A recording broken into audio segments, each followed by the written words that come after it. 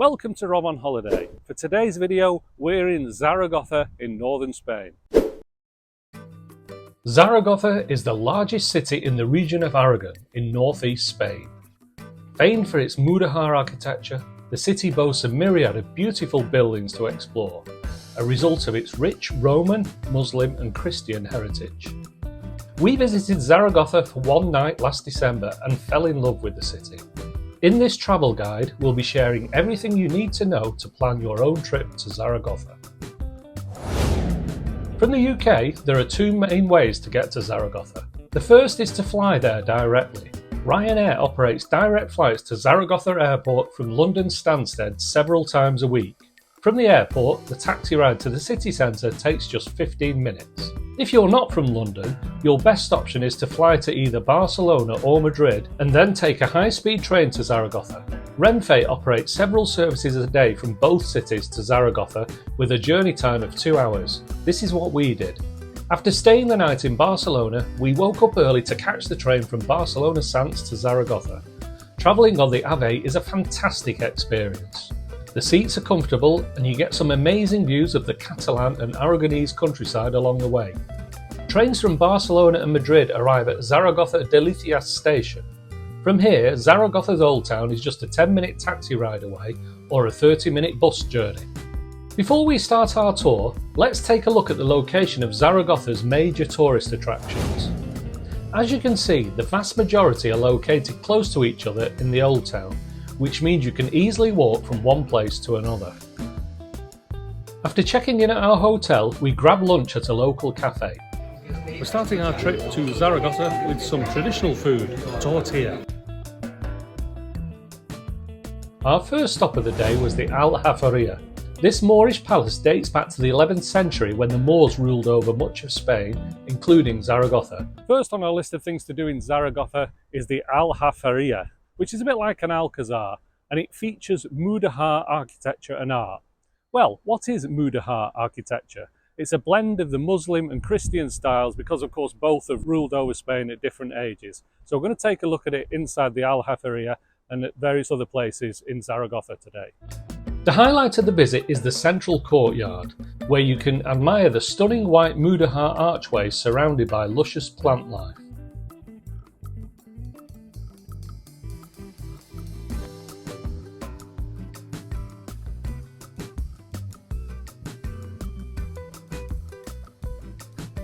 As you head to the upper level of the palace, the ornate ceilings reveal the wealth of the palace's former Moorish residents.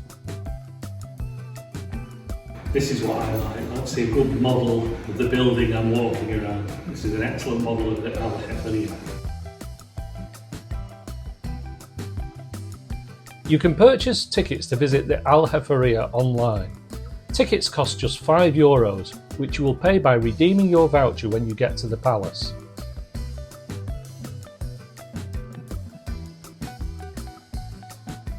So that's the Aljafería, and it was a great visit. €5, and you got to see lots of stunning architecture in the room, some really intricate stuff in the archways over the doors. And it was nice to see it at a quieter time of year as well. You'll have seen from the videos we got to walk in the rooms, there was not many people in. Really serene place and a lovely little orange tree garden in the middle. So if you're in Zaragoza, the Aljafería is an absolute must. We stopped at the Café Don Palmira for a light snack.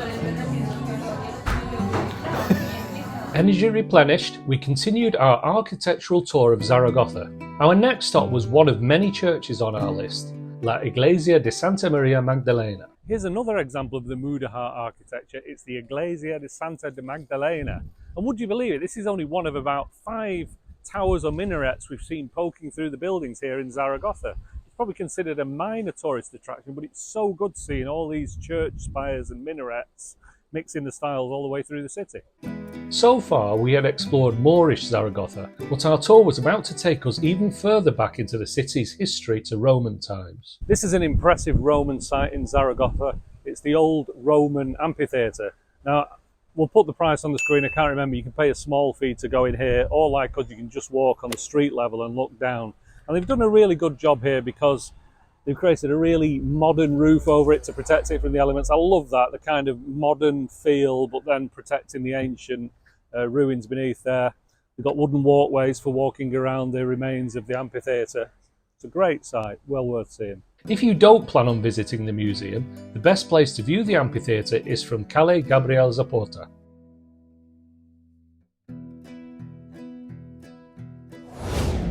Here beneath another church tower in Zaragoza is the Rosario de Cristal, and in this case what we're interested in is what's inside the building. The Rosario de Cristal is a truly unique visitor experience in Zaragoza. Inside the unassuming Iglesia del Sagrado Corazón de Jesus, you'll find 30 beautiful crystal sculptures on display. These sculptures are used in a procession during the Fiestas del Pilar every year on the 13th of October, but for the rest of the year you can find them on display in this church.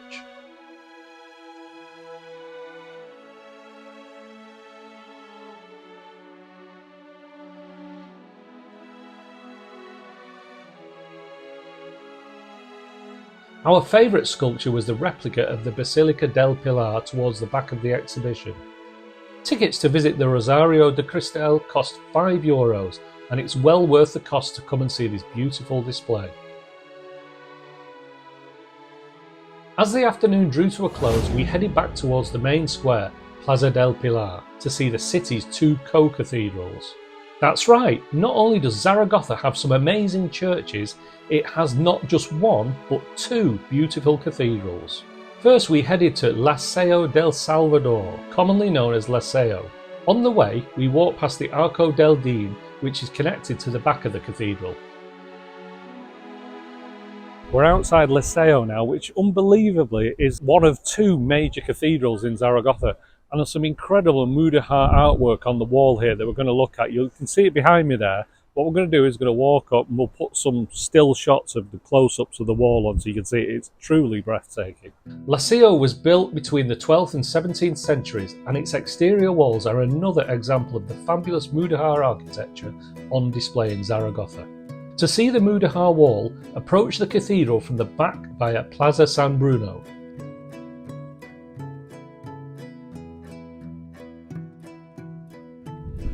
We're in Plaza Liceo.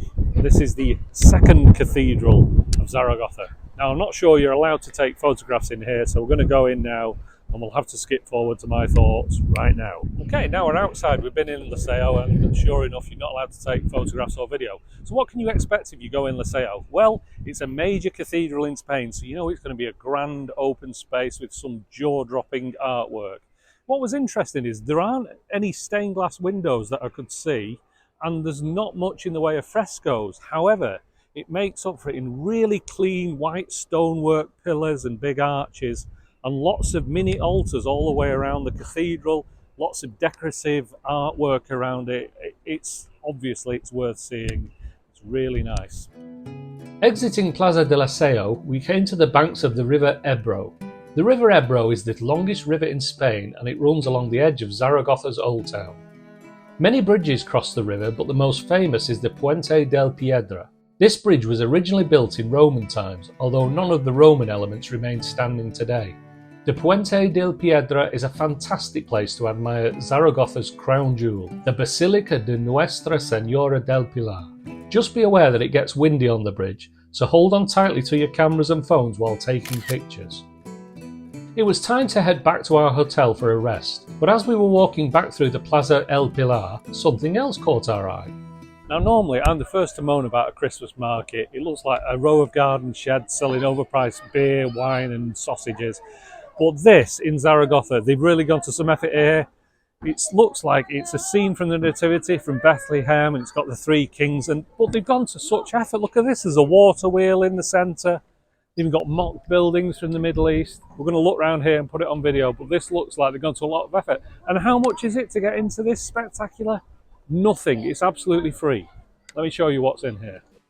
If you're visiting over Christmas, I would highly recommend visiting the Nativity in Plaza El Pilar. The display is so detailed that it's the kind of thing I would expect to see at Disney.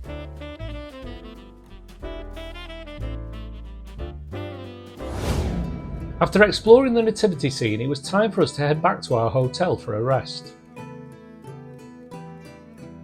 Batteries recharged, a few hours later we headed to our dinner reservation at Pizzeria Leone. On the way, we walked through Plaza San Felipe, where you can see a mural depicting the Leaning Tower of Zaragoza. The Leaning Tower, or Torre Nueva, was once a Mudéjar tower that stood in the square, but it was demolished in 1892. Now you can see a mural of the tower and a statue of a boy looking up towards the tower's former location. Pizzeria Leone is located just off Plaza San Felipe. If you're looking for good Italian food in Zaragoza, I can highly recommend this restaurant. After dinner, we walked up Calle de Alfonso, a popular shopping street which was adorned with Christmas lights. It had been too windy to spend much time on the Puente de Piedra in the afternoon, so hoping that the wind had subsided, we tried again. We were wrong. If you want to know how windy it is, just watch this next clip. Just a quick reaction shot. We're on the Roman bridge over the River Ebro here with the magnificent El Pilar Cathedral behind us. Been trying to get this shot all day. It's so windy, it's freezing, the camera's moving about. I hope you can hear this. It's such a superb sight. You've got to see this at night if you come to Zaragoza. We spent the rest of our night in Zaragoza in Plaza del Pilar, exploring the extensive Christmas market and taking in the beautiful nighttime views of Basilica del Pilar.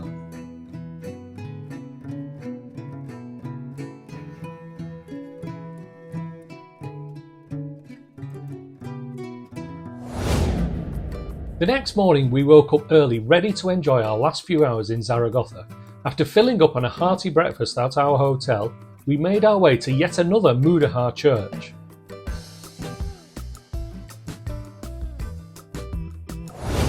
Yet another one of Zaragoza's fabulous churches, Iglesia San Pablo. I mean, look at this. It's quite chilly in the morning with the wind, you know, down in the streets here where the sun doesn't shine, it's quite dark, but the tower is lit up in golden sunlight. What a fabulous building. You can go inside the Iglesia San Pablo for €3, but we didn't have time to do it on this trip. On our way back to the centre, we walked through Zaragoza's central market. I'll be honest, I'm not usually one for exploring markets on city breaks, but it was interesting to get a glimpse into local life as we watched people buying fresh produce just in time for Christmas. Just outside the market is a square with a few small sites to explore. There's the statue of Emperor Augustus, founder of the city. At the other end of the square, there's another pretty church, Iglesia de San Juan de las Panetes. And the main thing to see in this square are the ruins of the Roman wall.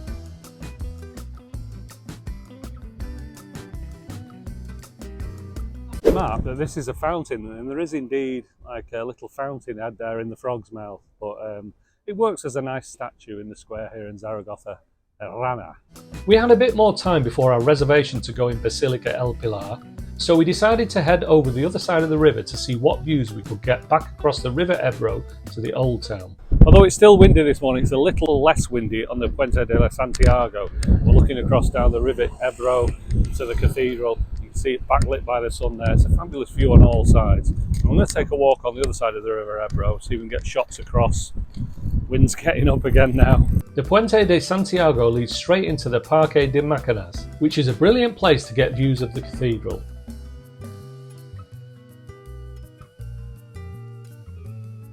Finally, we found a spot on the banks of the River Ebro where we could talk about the Cathedral El Pilar and show you a good shot. It's something I didn't think about until we started doing these videos. Sometimes the sun is so low in the sky, as in December here, that yesterday afternoon and today, it's in a very difficult position to get a shot of the cathedral without it blurring out the lens, but this is about as good as we can get. And I've said this a lot of times this year because we've seen a lot of them, but this is one of the most incredible cathedral buildings that I've ever seen. Sit along the banks of the river here, the many towers and the turrets with the yellow and blue tiles on the roof. It's such a beautiful building. Basilica Nuestra Señora del Pilar is the main attraction in Zaragoza. This beautiful cathedral has a unique appearance that is almost reminiscent of the Hagia Sophia in Istanbul. The Baroque cathedral was built between the 17th and 18th centuries, and its colourful domes and four corner towers give it a distinctive look on the Zaragoza skyline. You can visit the cathedral for free, but no photos are allowed inside. However, if you want to head up one of the towers to get a closer look at the roof, tickets cost €5. If you're visiting the El Pilar Cathedral in Zaragoza, one thing worth noting, again, you can't take photos inside. It's very nice inside, nicely decorated, large alabaster ceilings with domes and some decorative artwork around it. But if you're in a rush, don't worry, it's not as spectacular inside as some of the other cathedrals you might see around Europe. It's certainly spectacular on the outside. Now, we've got tickets to go up the tower. There's a lift there, and it's worth saying that if you want to go, if you've got tickets booked to go up the tower, the entrance is here on the near the river and the main road. Walk away from the square towards the main road and the river, and the entrance is just here. A lift takes you up most of the way, but you do have to climb another 100 stairs or so up a steep, thin staircase, so this experience isn't for everyone. So if you book tickets for the tower, what you do is you go in the foot of the tower, someone comes and checks your tickets, takes you into the lift, and the lift is very fast, goes up about 4 floors. Now you can see why there's a maximum, I think it's of 9, 10 people up here at any one time. Once you've gone up the elevator, you have to take a few flights of stairs and then the final spiral staircase into this glass-covered section at the top of the tower. And I'm glad it's got glass in. There's a bit of wind making its way in, but it would be very windy outside today. But suffice to say, you get fantastic views all over Zaragoza. You can look down at the coloured tiles of the cathedral roof, and off to that side there are snow-capped mountains in the distance. Well worth the money. And with our visit to Basilica del Pilar complete, our trip to Zaragoza had come to an end. Before we tell you what we thought of our trip, I just wanted to talk a bit about attraction tickets. Throughout this video I've talked about the prices to visit each individual attraction, but you can buy a combo ticket to save money if you plan to visit everything. The Cathedrals del Pilar combo ticket includes a visit to Laseo, the Rosario de Cristal, the tower on the Basilica del Pilar and the Pilar Museum. This ticket just costs €10 for adults, which is a big saving if you plan to visit all of these attractions. When you book this ticket online, you have to select a time slot for each activity, but these can be spread out over several days. Anyway, back to my thoughts on Zaragoza. So we've come to the end of what is pretty much 24 hours for us in Zaragoza, but we've packed a lot in. And the main thing to say about the visit is it's a city of churches and cathedrals. If you love going in cathedrals and looking at the artwork in there, you're going to love Zaragoza. They've got 2 main cathedrals, the El Pilar and Laseo, and there's lots of smaller churches around like the La Magdalena Tower, the Iglesia de San Pablo, and probably others that we haven't had a chance to see ourselves. One of the things that surprised us when we did some research on Zaragoza was the amount of Mudéjar architecture in the city, because of course that's mostly associated with Andalusia, where the Muslim influence was stronger. But to find so many places in Zaragoza where this art shows itself again on the side of the La Magdalena Tower and other parts of the city, the wall of the Laseo is absolutely incredible. You must see that, so it's worth seeing for that. We found the city it's not really a busy city in terms of tourism. Even at Christmas, there's not that many people about. So if you've been to places like Barcelona and Madrid and Paris where it's really crammed and bustly, then you're in for a nice surprise, I think, in Zaragoza. It's got a very relaxed feel walking around it. The only slight negative I can say is the wind. It's very windy. I don't know whether it's always like this. It's not freezing, but it is pretty cold, and when you get out on that Roman bridge across the River Ebro, you really notice it. So to sum up, is it worth coming to Zaragoza? Absolutely. It's a real hidden gem of a city in Spain. Thanks for watching Rob on Holiday. We hope you enjoyed our guide to Zaragoza. If you enjoyed the video, please click here to subscribe and keep an eye out on the channel for more great videos.